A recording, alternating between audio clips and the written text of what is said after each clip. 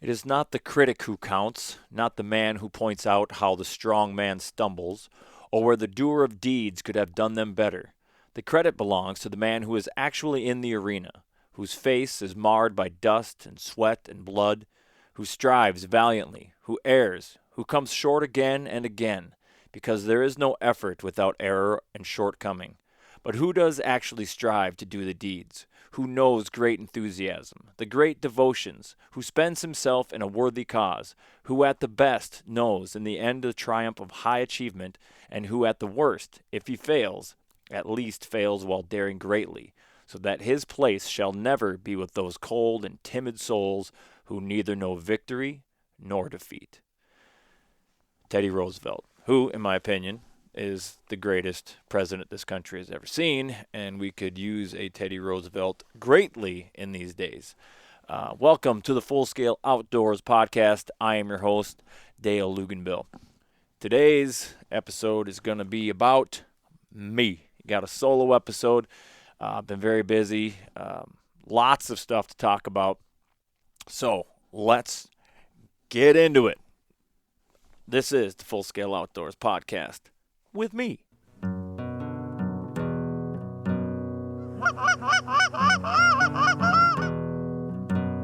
Oh, here we go, boys. Go.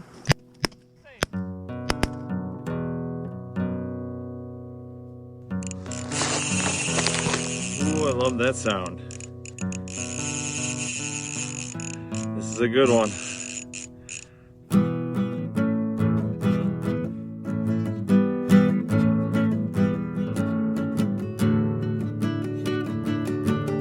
All right, everybody. I opened the show with that great Teddy Roosevelt quote. There's a million of them, but I really love that quote. I might read it again. Maybe I'll finish the podcast with it again, but got a lot of stuff to cover. It's been a couple weeks. Sorry I missed last week, and I was in danger of missing this week.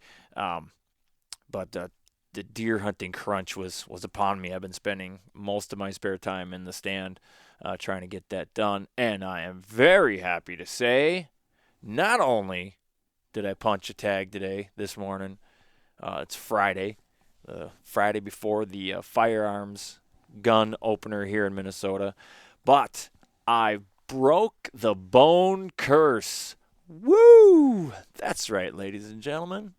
I shot my very first hard-boned, antlered buck deer. And all those other adjectives. He's not a giant by any stretch of the imaginations, and I'm not being apologist for that. It's kind of what I wanted, really. He's an 8-point buck. There's nothing overly outstanding about him, but it wasn't a spike or a fork or it was there he is, modest deer. He's going to eat well. He actually already did eat well, as I had the celebratory tenderloins, and they were fantastic. Simple, butter in a pan, salt, pepper, garlic powder, cooked to 130 degrees, off the heat, let it rest. Boom. Delicious. Oh my God, it was so good. Heaven on a plate, I'm telling you. So I'm very thankful for that. That's where my time has been. So now the pressure's off, because on my little humble property here, my little 7 acres, this property gets really crappy after the gun season because there's probably less deer around. They're pressured. But I think a lot of it has to do with my land doesn't really hold deer. There's usually every summer there's a doe that'll raise a fawn or two, and this is kind of her home range. And so obviously if she gets shot, then, that's done and away with. But there's really no bucks generally that hang out here. They travel through here mostly at night. But pre-rut and rut, now I start seeing them in daytime, and that gives me an opportunity. That's what happened today. I saw a buck earlier, forkhorn in the morning, and then a little, hour or so later, this guy comes out, and the rest is history. So the pressure was really on for me to punch a tag. And I have a antlerless bonus permit tag to use, so I was gonna take whatever kind of came through. So once that rut's over, they really kind of just stop using my property. So got her done. Day before the season. Pressure is off, so I get some spare time this week. I'll still sit. Hopefully, fill that doe tag. I think I can get another one actually. If I do happen to punch that one, then I can go buy one more bonus tag and keep hunting. So, but we were supposed to do a couple weeks ago. We were out in North Dakota, and we were supposed to do a hunting crew podcast while we were out there. But man, when you're hunting, I don't want mean to sound like I'm making an excuse, but when you spend all day and it's cold and it's windy, uh, you get back to that room and you're beat. A couple beers, dunzo, full stomach of food. Man, we just had no time or energy. It probably would have been a terrible podcast anyways with all the yawning going on. But I'll give you a quick rundown. And I like how when people are like, "Oh, you're going to North Dakota goose hunting. Where do you go?" I don't know where the birds are. Like we never. And that goes for local hunting. And people ask, "Oh, where do you hunt?" I don't know. Like where birds are. We gotta scout. I mean, that's the thing. So we head out North Dakota. We gather as much intel as we can from other people that are out there and whatnot. So kind of gives us a starting point at least. And so that's what we do. And the North Dakota is like crazy wet. Most of the crops are still standing because the farmers can't get in to harvest the crops. So that that makes it difficult just finding a spot. You're almost stuck hunting water, for ducks, which is fine. We brought everything. Brought kayak. We had our waders. We have duck floaters as well as the whole field spread, white spread, honkers, all that stuff. We just tried to be prepared for whatever might come up. So, anyways, we head out there. We had heard that the further west you go, it gets a little drier. So we're like, well, we don't have to drive that far, but let's just go. Let's see what we have. See what we find. Yeah, we get out there, and sure enough, Jamestown area, James River's out of its banks. There's standing water everywhere. Still some snow left over from the big storm they had a week or so before that. And we're not really seeing a ton of birds, So we just keep on driving. There was three of us, three separate vehicles, I should say. And there were 7 of us total. And so we kind of tried to spread out. Although, as it would happen, we still ended up like scouting the same area a couple times. It's just highly irritating because my literal brain hates it because it seems like just a waste of gas and time and mileage and all that shit. But it worked out. So we found the first like snow goose field we saw. Wasn't great, but it looked great because it's the best thing we had seen that day. And I'm trying to think of how many. It probably had somewhere between 600 to 800 birds in it, and there were swans. So 2 of us, Austin and myself, had swan tags. So that's always in the back of our mind, like, are there swans? 'Cause I've never shot a swan. Austin got his last year. I did not get mine, so I still wanted to get one. So this one had a lot of swans in it. So we, put a pin on it, and just kept looking. And we find some other spots. Now each person is kind of finding something, and we're in contact. Like, well, what do you got? What do you got? And we find this spot. Joel finds a spot, and it looks great. Big field. It's not posted. It's harvested. A lot of wheat out there when you go west, and because the corn is still standing, and a lot of the beans were I would say 98% of the beans are still in. So wheat fields were where it was at. But here's a spot, tons and tons of snow geese in it, lots of darks, and we really start getting excited because we can hear specks. And we'd heard that the specks were out there. And normally, for people that have hunted in North Dakota, the specks, they blast like straight through. I don't know if you've heard this, but there's a story out there. A guy posted that this radio collared, GPS tracked speck or greater white fronted goose left its breeding grounds and in 30 hours was in its wintering area. Reached speeds of 93 miles an hour. Like the biggest flight, I don't remember the exact mileage, but it left somewhere in, I think, Saskatchewan and landed in Arkansas, I think. Kansas or Arkansas, somewhere in there, for 4 hours, only 4 hours, and then continued on to Louisiana. So it's just like they usually blow right through. Somebody will pick one up here or there. You might hear a speck once in a while, because last year we heard like a speck and we got excited. We had a little bet if we were gonna shoot one or not, and we didn't. So I won, because it's just we've been hunting out there for years, and specks they're just rare. So everybody wants one. So anyways, we're at this field, and there are specks everywhere, everywhere. And I had been seeing some people getting some good shoots, so I was pretty hopeful that we might actually shoot some specks this year. So we all converge in the spot. We meet there. We set up the table, start cooking some brats, some hamburgers and hot dogs and whatever else, settle in, trying to come up with a plan. And then along comes this tractor. And so we're kind of blocking this little maintenance road. So we're starting to move stuff off the way. And one of the guys goes and talks to him and proceeds to get his ass chewed out. He's like, well, who do you have permission from to hunt these fields? We're like, nobody. They're not posted. So if you're not familiar, the way the trespass laws work in North Dakota is if the crops are harvested and it's unposted, it's basically public land. You can just go, you can hunt it. And most farmers I know of that I've talked to out there, they kind of like it, because if they don't mind people hunting their land, they don't have to go through the hassle of dealing with people knocking on their door all the time and asking for permission. They're like, if they don't care, they're like, they just don't post it, and then people either hunt it or they don't, and it's just out of their hair. Some farmers like to know who's out there, so they'll still post it, and then when you go and, if it's still a great field, and we'll do this on a lot of, if it's a great field, we'll find out who owns the land, or try to find out who owns land, and we'll, try to get permission. And they just want to know who's out there.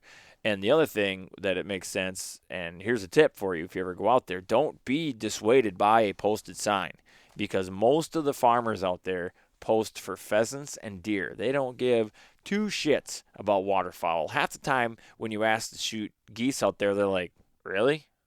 What do you do with those things? Like, eat them. Like, oh, gross. So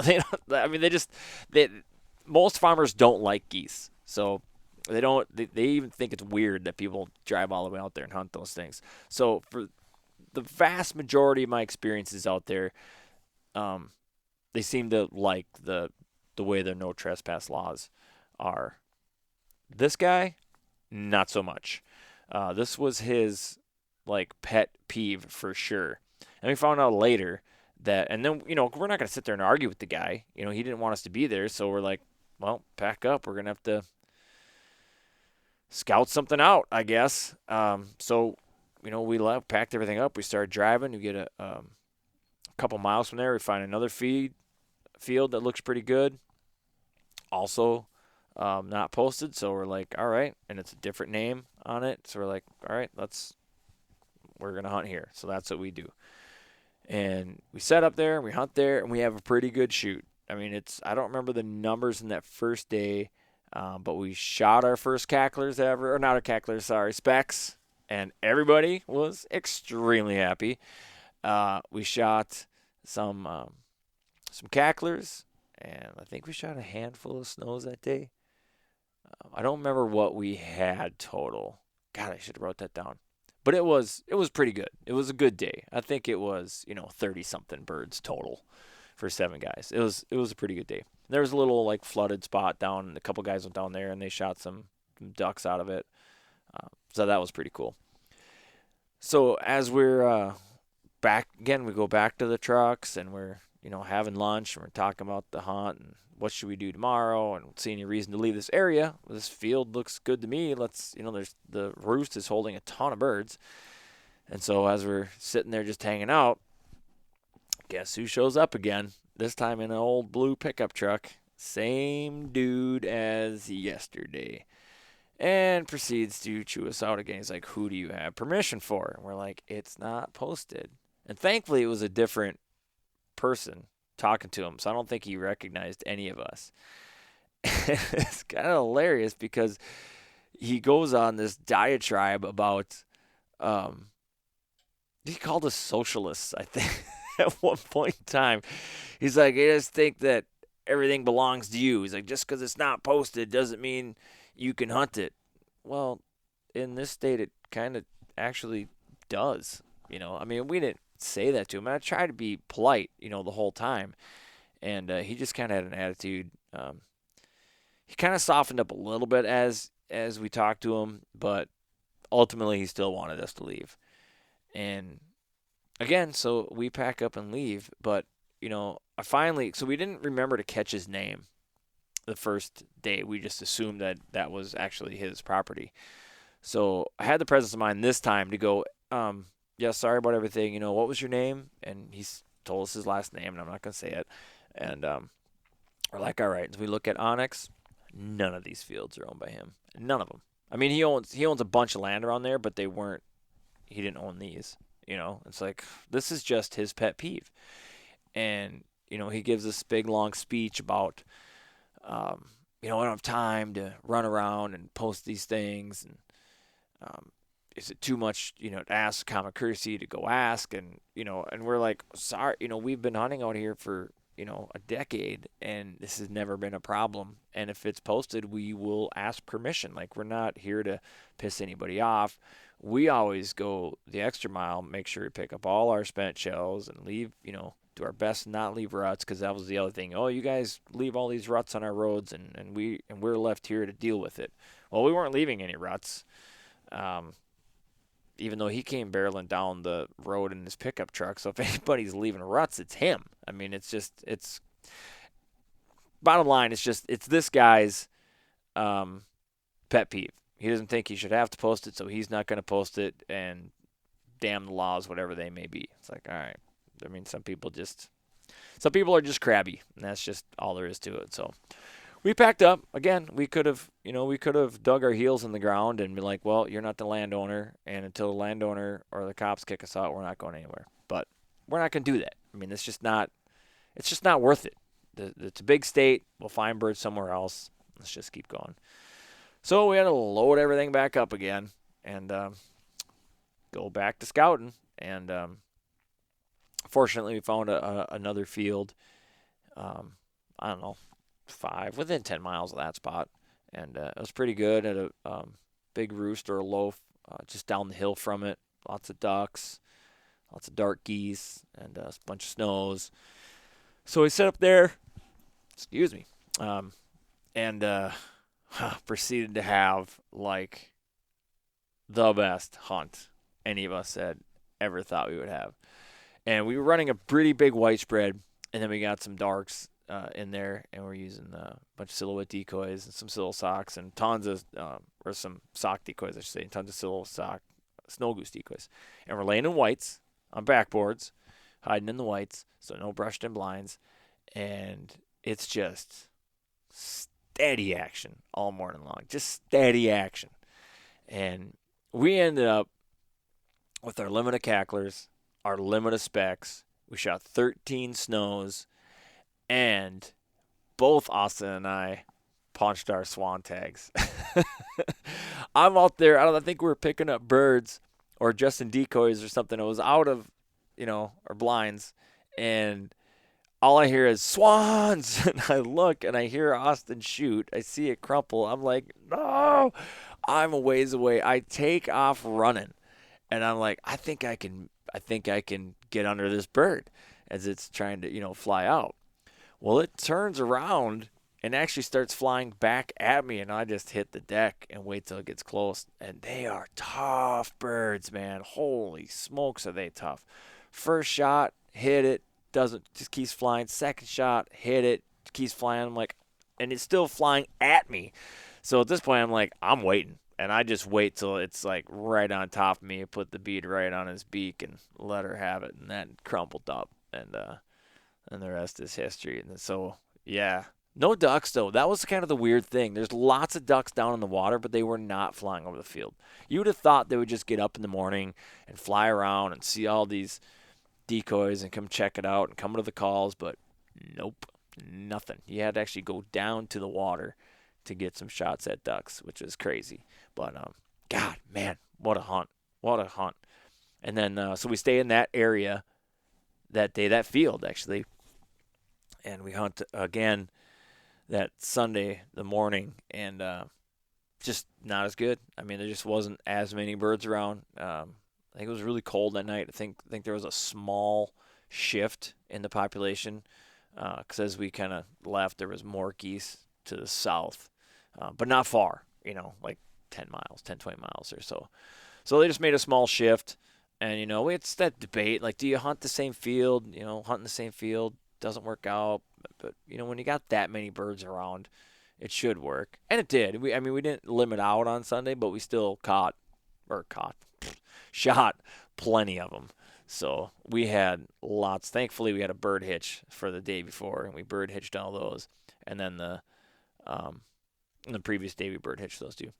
And then so the third day we just kept them whole and cleaned them when we got home. So out there, in case those you may not know, there's a 3-day possession limit. So we were all well within. We had the wings attached, so we're all good there. And yeah, I think it was just was it yesterday? So I ground most of mine. We brushed them out, and the bigger birds I kept the legs and thighs, but the smaller ones it's just not enough meat there to make it worth it. And just ground everything up and mixed it with like a third burger, really fatty burger, and so I packaged those all up and vacuum sealed them, and I got stacks of ground meat now to use for the rest of the year. So and they can go in anything. You can make tacos with it, you can throw it in, making a casserole, a hot dish, anything you would normally use hamburger for. You just use that. It's perfect. It's a great way to use it, and once it's processed like that, it doesn't count against your possession limit, so you don't have to worry about any of that, the legalities of that. So that's good. And I did pluck one speck whole. We roasted it this last weekend. It was very good, very mild. So as I had heard that on another podcast, that speck was like one of the favorite birds of this chef, this wild game chef. So I was like, well, not ever have shot one before. I don't really know. But so so I plucked one. I wanted to try it out, and it is fantastic. I mean, if you listen to this podcast, I like pretty much all wild game, but it's super mild. I mean, compared to like an old giant honker, there is no comparison. I mean, it might as well be talking chicken. I mean, it's so good. The hype was real on the speckled bellies for sure. So I would say I would look forward to shooting more of those, but I'm pretty sure that was just a rare event this year. And I think that heavy snowfall that North Dakota got stalled them out. And, they kind of got backlogged there, if you will, and gave us the opportunity to get some. So that was most excellent. Very pumped. Everybody took one or two of those specs for the wall, so that trip got a little more expensive right there. Man, it's going to be cool. They're a cool-looking bird, man. They're so cool. So now we're back home, and to be honest, like I really poured myself into the bow hunting after that because I kind of lost the fire a little bit to go goose hunting once we got back to Minnesota because, you're dealing with an 8 bird limit for dark geese for your honkers and cacklers. You can take 3 specs, which doesn't count towards your dark limit, and then 50 snows, which that's just ridiculous. I mean, I'm almost glad we didn't limit out on snows. 7 guys, it would have just been obscene. There would have been, oh my God, there would have been so many birds. We would have ran out of trailer space. And it was already a ton of birds. So it's like now with that, you come back to Minnesota and your honker limit is 3.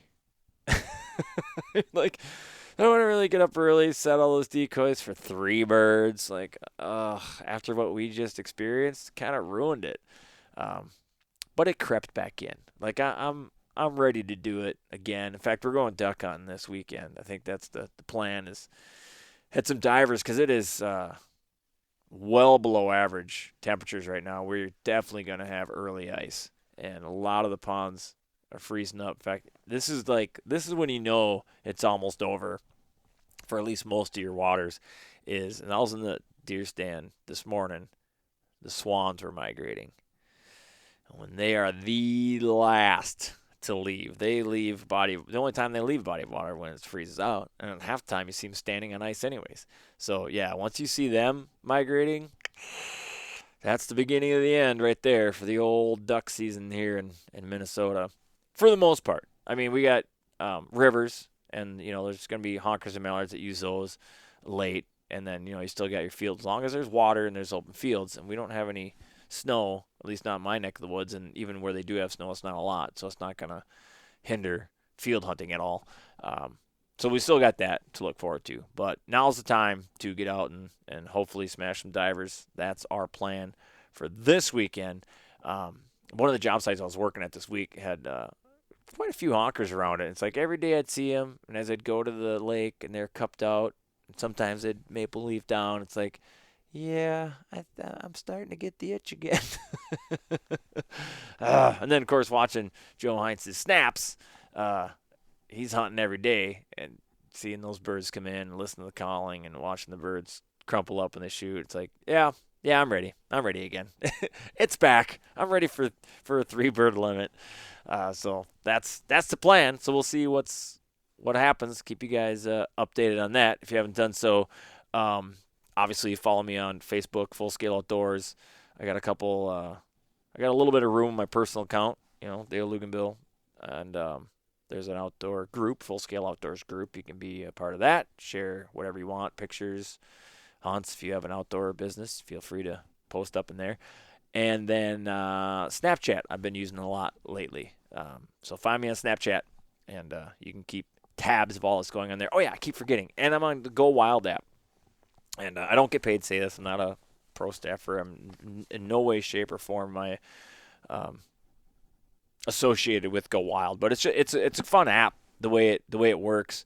It's a great place to post up pictures and read other things. You're not going to get any hate from, it's a bloody deer pic, or it's this, and why do you shoot those pretty things? And none of the normal bullshit you can get from Instagram or Facebook or anything like that. So it's a nice safe space for hunters. It's really nice.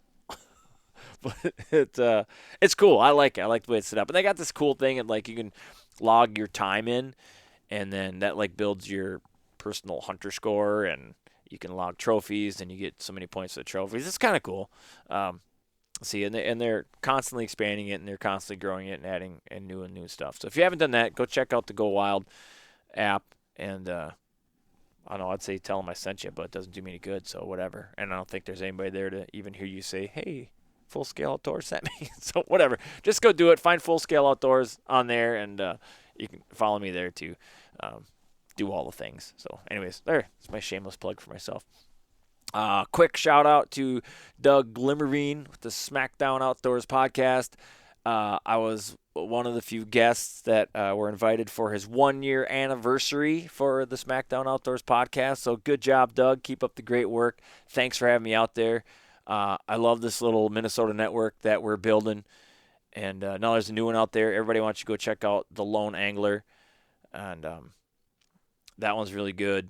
He's based in Minnesota here too. I really enjoy his. And so we kind of got this little 3-way podcasting network going, and we're all on board with promoting each other. And it's just a really cool thing. I love it how we're not competitors. There's room at the table for all of us, and it's just really neat. So make sure you guys go check them out on all the social media platforms too. So SmackDown Outdoors podcast and The Lone Angler. Go check them out. It's pretty awesome. All right, moving on. What should we talk about? Oh, one of the things that we talked about on the God, I wish that was a beer, but it's actually a Coke, because I got to take off here in a little bit, but I'm getting parched. Brought up on the SmackDown Outdoors podcast, which for the most part was pretty much a shit show in a fun way. I had a great time. It was a lot of laughs were had. It was pretty fun. But we did get serious for at least a little bit, and we started talking about CWD. Now, it's highly controversial, and it's starting to kind of take on this is my perspective on it. and it's probably not a very popular perspective, but it's starting to kind of take on a life of its own. Like it's starting to get fanatical, for lack of a better term. I mean, that might be the right term. It's almost becoming a religion for some of these people that have taken it up as their cause, as their biggest conservation threat that they see it. And I'm just really struggling to buy into it that much. Like I'm not totally dismissing it that it's not an issue, you know. It's kind of like modern day politics. And it doesn't have to all be all the way over here or all the way over here. Like there is middle ground. I mean, that's where I pretty much live when it comes to politics and stuff like this. I try to keep a cool head. I try to look at it logically and form an opinion with that. And God, I just see some people like they just like this is just the end of the world if we don't stop the spread of CWD. And they brought up some good points that I hadn't even thought of, and I'm going to add to that I've been milling about in my head, and I'm going to add to my opinion. I just don't think that the amount of money that we're spending and some of the things that we're doing is really going to help. I just don't see how you're going to stop the spread of it. And I get the argument of slowing it down. You know, let's slow it down. Let's slow the spread down enough until we find a cure for this. Well, you might not ever find a cure for this. One of the weird things about CWD, in case you don't know, I'm just going to have this at the ready. I want to read this. So the disease, it's listed in, it's a prion disease. Like what is a prion? And so I'm going to read this. This is right off the CDC.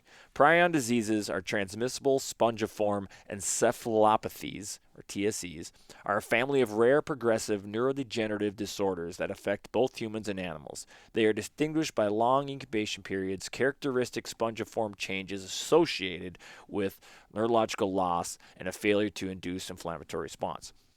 The causative agents of TSEs are believed to be prions. The term prions refers to an abnormal pathogenic agents that are transmissible and are able to induce abnormal folding of specific normal cellular proteins called prion proteins that are found most abundantly in the brain. The functions of these normal prion proteins are still not completely understood. The abnormal folding of the prion proteins leads to brain damage and the characteristic signs and symptoms of the disease. Prion diseases are usually rapidly progressive and always fatal. So, yes, that sounds very scary. However, the big fear-monger thing that seems to be taking hold and is running rampant is this threat that it might transmit to humans.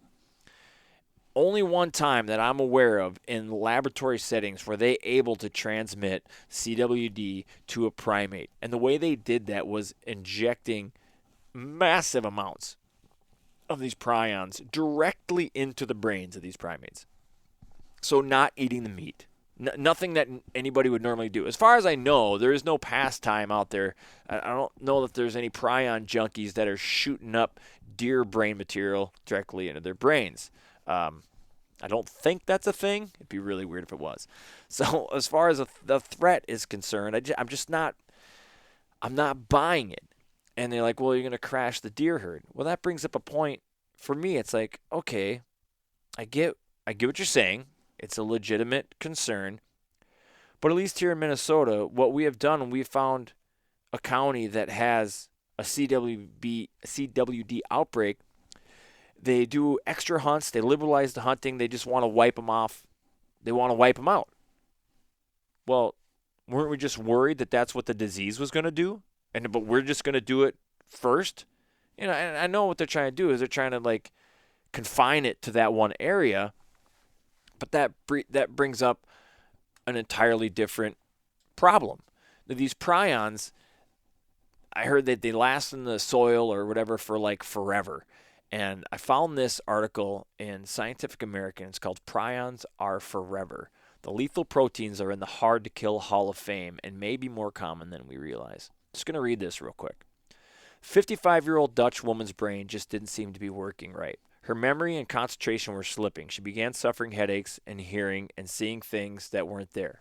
I'm going to interject here real quick. This isn't CWD. This is a different prion. But the prion, the protein, how it reacts is applicable here to this story. So just keep that in mind when talking about this. This isn't a case of human CWD. This is just a prion. But this is how tough them some bitches are. So she had trouble speaking, then became mute. She developed signs of Parkinson's disease. Within 27 months of her symptoms appearing, she was dead. But Parkinson's disease was not what had killed her. Scientists were curious about what had. Instead of freezing her brain, they immersed it in a chemical preservative, formaldehyde, which cross-links the amino acids in proteins, fixing them. For 3 long days, they sliced it thinly and placed the pieces in paraffin. After examining the tissues under a microscope and forming an opinion, they filed the slides away and they sat for several years at room temperature. A second set of scientists acquired the slides and extracted some of the preserved dried tissue. They diluted it and injected the solution into mice, and to their surprise, 4 of the 8 mice so injected developed signs of the woman's disease, despite a brutal processing regimen that should have been sufficient to kill just about any pathogen. The most recent example of credibility, sustaining biochemical endurance, caught my eye a few weeks ago. It underscores the awesome power of prions.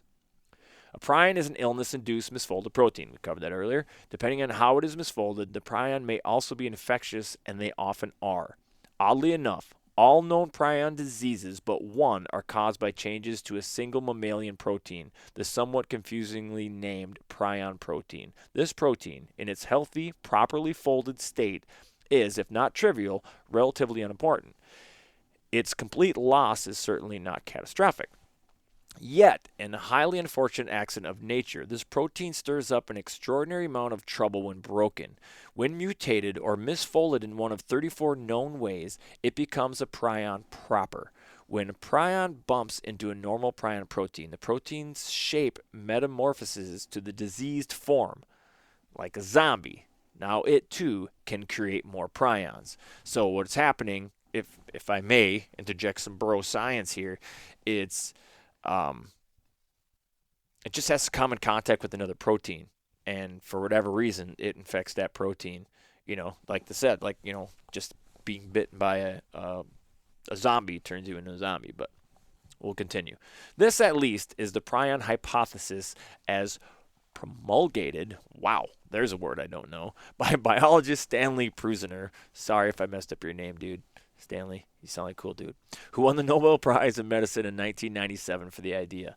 The ensuing chain reaction drives the relentless conversion of normal prion proteins into prions. In many prion diseases, the shape of the prion also drives them to polymerize into fibers called amyloid, erroneously and confusingly named after starches in the 19th century because of blah, blah, blah, blah, nobody cares. Amyloid fibers accumulate outside cells, where they may punch holes in the brain tissues that cause a Swiss cheese-like situation, which certainly happens with or without their help. Or they may be toxic in some other ways that generate the neural degeneration of brain atrophy seen in the prion diseases. In the case of variant in Crutchfield-Jacobs disease, seen at the top of the post, blah, blah, blah, the fibrils of the amyloid plaques radiate from the central point, giving them appearance of tribbles. I don't know what any of that shit means. I'm assuming you don't either. Try to keep up. Try to stay with me. Stay with me here. Prion proteins, for reasons again unknown, has a remarkably similar structure among mammals, which provides it a passport to interspecies mischief. Famous prion diseases include mad cow disease, or bovine spongiform encephalopathy, contracted when cattle were given feed laced with sheep that had died of prion disease. Scrapie. Note that the cattle are vegetarians. Kuru, infamously, that shouldn't have been that hard to say, infamously contracted by people who ritually consuming the brains of dead relatives in Papua New Guinea. I think that's just don't eat people brains and you're probably good. And a variant of Crutchfield-Jacobs disease acquired by people who ate mad cow infected beef. So that's where the main deer scare with CWD is coming in. Prion diseases are universally dreaded because they are uniformly lethal. Once symptoms appear, they cause a relatively swift full system shutdown that may include, in addition to the symptoms the Dutch woman experienced, uncontrolled drooling, uncoordinated movement, convulsions. It's not a nice way to go, and you will go. So, oh, there's more. I thought that was the end of it, but okay, no need to keep going with that. They're really hard to kill. They stick around for forever. Well, here, let's go into this one. Why are prions so hard to kill, even if kill is the right word for an evil protein? No one knows for sure. One expert hypothesized that because our decontamination methods have always targeted DNA and RNA, molecules possessed by all actual living creatures, they are by design not effective on proteins. The structure of proteins themselves may also lend to the supernatural survival powers. Just 3% of prion proteins is composed of beta sheets, a common fold, but 43 of the prions is so folded. Such a substantial percentage makes the protein highly resistant to degradation. The reasoning goes, the herding of prions into chain-linked amyloid fiber may also protect from the assault. Whatever the cause, prions are, to put it mildly, good survivors, and that may be why neurological equipment can remain infectious even after it undergoes standard sterilization. So we're going to abandon that. So going back to my point, they're in the ground for forever. So you go down there and you wipe out all these deer in this area of the country, and I mean, is the state grabbing these? They have to be processed in a certain way. You know, when I talk about having these dumps and then leaving the carcass where it's at, but like that's going to slow the spread, maybe?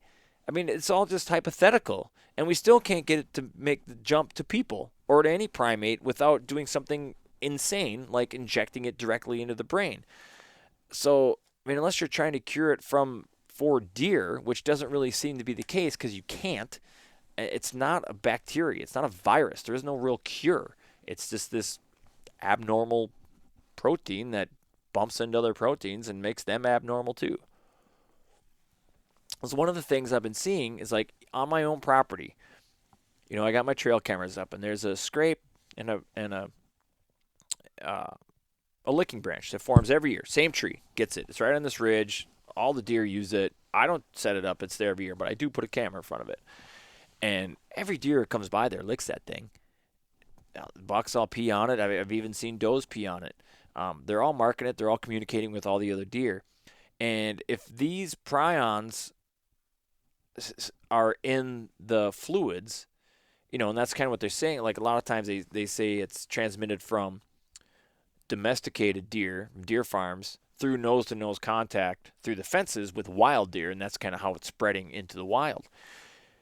So if that is the case, I mean, not even counting the normal deer-to-deer nose touching that just goes on everywhere, but on my little property here, and I have that one branch, and they're all hitting it, that's just here. That's just on my 7 acres. Well, what about all of the other acres? There's no way. There's just no way that you're going to stop this. And I don't even think you can really even slow it. It's out of the box now. I mean, what happens to just letting nature take its course? I mean, if it's always fatal, and it does take a few years, you know. So, I mean, yeah, I guess if a 1-year-old deer or buck contracts it and it takes 3 years for him to die, you know, he's only going to live to be 4. Probably, obviously, not going to reach his potential as far as antler growth is concerned. And during that time, he's probably passed on some of his genes. But if an older deer contracts it at 5, well, he's probably not going to live to be 8 anyways. I mean, so where's the risk involved in that? And then, if you bring in the Darwinism aspect of it, I'm sure there are some deer that are just, for whatever reason, genetically resistant to it. And those ones are going to live nice, long lives, even in the presence of CWD. So then, therefore, they're going to breed more than those that would be susceptible to it.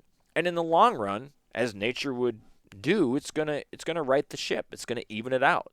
the ones susceptible are going to die out eventually, and the ones that aren't obviously aren't. So I guess just in my opinion, and I'm not saying let's halt, all research. Let's not put any money into this. That's not what I'm saying at all. So if those listening to this that have almost ripped off their steering wheels, they're driving in their vehicle up to deer camp, and they're cursing my name, dial her back there. Just I'm not saying let's abandon all of it. 100% we should be spending money and researching this. Maybe there is an actual cure out there. That would be fantastic. And you're only going to find that with research. So I'm all about the research. But I think we just, almost as like individuals, need to calm down just a little bit. Don't turn it into a religion where it's like, this is the worst thing ever. And if you don't agree with that it's as serious as I'm saying it is, then you're an idiot and you're what's wrong with deer hunting today. And because, to be brutally honest, we don't have the room in the hunting community to be bashing each other. And I hear this a lot, like the small deer shaming, and hunters are some of the worst for getting on people about what they hunt, how they hunt it. And with numbers overall declining, we just can't afford it. We can't afford you. If you want to get fanatical about anything, be fanatical about that, of preserving the heritage of hunting in general, because it's slowly dying on the vine. And I gave a shout out during the SmackDown Outdoors podcast. I'm going to give another shout out here to the ladies out there, because while it is in decline everywhere else, it's growing among females, and I'll take all the help we can get from any source possible. And so, like the Women Anglers of Minnesota, they're very active in promoting the outdoors with women and with their children, both boys and girls. So that's huge. And so I just want to say thanks to all the hardworking ladies out there and what you are doing for the outdoors. It's super, super important, and very thankful that you guys are out there. Gals are out there. I say guys in a very all-encompassing manner, not to offend anybody. Sorry. So yeah, there it is. There's my take on CWD. It might be all bullshit, but like most things, I feel like somewhere in the middle is closer to the truth. And let's support each other and just keep trying to find a solution to it without being assholes to each other. There it is. There's that. What else can I talk about here before I got to get going? So with this cold snap and those snow geese migrating, or swans rather, there's ice. There's ice right now. Probably not walkable ice here, but I guarantee a few hours north of here, somebody's fishing right now. Somebody's ice fishing right now. And as we were talking about what we're going to do this weekend for hunting, I was like, the bigger question is, where are we ice fishing next weekend? So it's time. I'm not even ready. I gotta buy line this week. I'm gonna spool up my rods. Probably buy another rod. I got a ton of stuff. I gotta get all my stuff together. This doesn't usually happen until after Thanksgiving, so we're easily 2 weeks early for ice fishing here in Minnesota, and it's going to happen. It's going to happen soon. Well, it's happening. It's happening right now. Like I said, I saw a report yesterday. They have 3 inches quite a ways out on Upper Red Lake, but the resorts aren't letting anybody out yet. I'll walk on 3 inches. No problem. But you got to be careful. You also have to know what you're doing. I don't want to willy-nilly say, yeah, 2 inches is safe. Go on out there, boys. Obviously it matters if you're 350 pounds versus 150 pounds. I'm pretty much 200. But I'll go on 2 inches, but I always go with the spud bar. I walk very slowly, and I basically use my spud bar like a walking stick. And before I take a step, I'm hitting that ice in front of me. And if it punches through, I back up. And I'll try to find another route. And if there is no other route, then I just don't go fishing. I'll go somewhere else. So it's not like I hear a lot of people say there's no fish worth dying for, and that is true. But there is something also to be said for being confident in your abilities. And and reading ice, I'm fairly confident in my abilities. Pretty confident in them, actually. Um, and I would never just endanger myself or people I'm with um, for a thrill or, like I don't need to be the first guy out there. There's nothing to do with that. I just know what's good ice and what's not. And I know that the old adage is no ice is ever safe, and there's some truth to that. But that's why you always have to be aware and just don't take it for granted that it's safe ice. So, with that said, I am very much looking forward to getting out there and doing some ice fishing. And I can favorably talk about walleyes again because I like ice fishing for walleyes. I just don't like dragging Lindy rigs for walleyes. So boring. So that's going to happen. I think Mille Lacs is probably quite a ways away from icing up yet. Though the wind, if anything, usually keeps that lake open quite a bit later than anywhere else.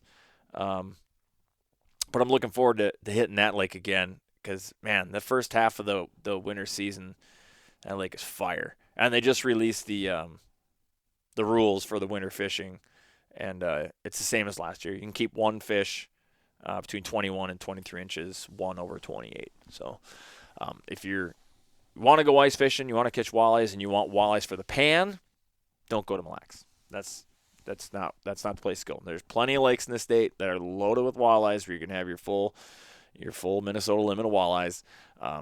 Go there if you're meat hunting. But if you want to go out for a great time, catch a bunch of fish with a legit shot at a trophy, like super legit chance at a trophy, you're going to get that on Mille Lacs.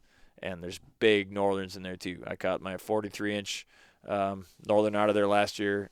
Like 2 days later, I caught a 36 in the same spot. So I am jonesing to hit that spot again. And I might actually target those big northerns this year. I might even throw on a little bit bigger minnows this time around. Get some sucker minnows down there and just see.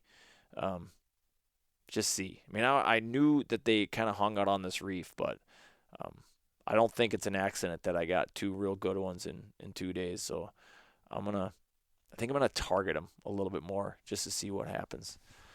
So I'll keep you posted on that. And if anybody wants to get out, I do offer guided trips. Get a hold of me, 612-209-5438. You can also send me a message on Facebook, Instagram, Snapchat, all that stuff. And let's schedule some trips. I'll get you out and have a lot of fun. And it can be walleyes if you want on Mille Lacs for sure. We do that. But also panfish. Let's go Swiss cheese some lakes. And I'll show you how to target these fish during the daytime. We're going to catch crappies during the day. It's not going to be over the basin. I'm going to tell you how to break down a lake, and you'll be able to go spend a day with me. You're going to be able to go out. Hopefully, you'll be able to go out and find your own fish from then on. It'll change the way you look at ice fishing. When you're in the middle of winter and you're fishing in 3 feet of water, you'll be like, yeah, I never would have done this. So that does happen. And excited to jump back into the Minnesota Made Outdoors Tournament Fishing League.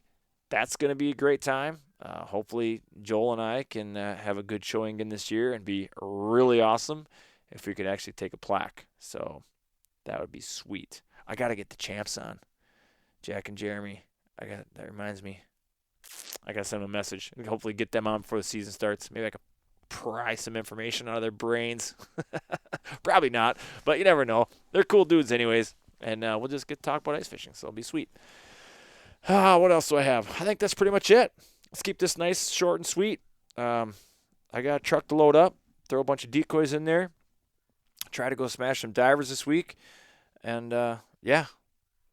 Good luck to all the gun hunters out there. Be safe. Wear your orange. If it looks like a horse, it probably is a horse. Don't shoot it. Don't shoot each other. Be super safe out there, guys and gals. And good luck. Shoot some big ones. Shoot some medium-sized ones. Shoot some little ones. I don't care. Shoot them up. Buy those licenses.